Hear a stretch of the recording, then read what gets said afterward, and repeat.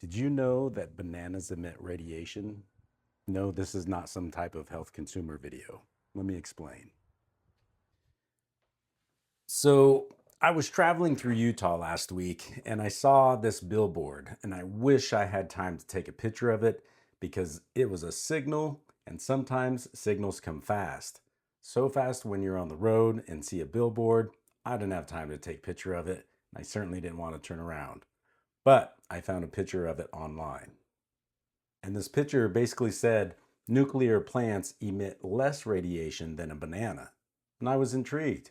Good marketing, good advertising, but also a signal of the future. So, what I did is I went to the website and learned a little bit more about how bananas actually emit a little bit of radiation. And in fact, some scientists have used bananas, or this idea of how much radiation is emitted from a banana, somewhere around 0.01 millirems of radiation, or they use a banana as a form of measurement called the banana equivalent dose, or a BED.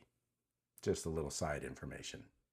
So, this advertisement, this billboard about bananas and power plants and nuclear energy is really a signal from the future in the terms of Utah and other states recognizing that in the coming decades, energy is one of those things that our society certainly needs. With more coming AI data centers and other things that could be power hungry for energy, states and jurisdictions are going to be looking towards other sources of power.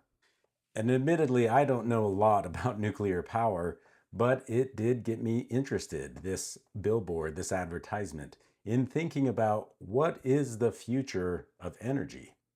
And this might not have a lot to do specifically with social work, our profession, but as I've mentioned in some previous videos, signals come from anywhere. This time I saw it on a billboard. And it made me think about the future of social work in terms of our energy and what might be needed for us to continue to practice social work. Again, I don't know much about nuclear power, but it did get me thinking about how we could perform social work in the future, given different forms of power, what that might mean for our environment. Certainly, social workers, we care about our environment and what's happening to folks that live in the environment. But what do you think? Feel free to leave a comment below about the future of our profession as it relates to energy.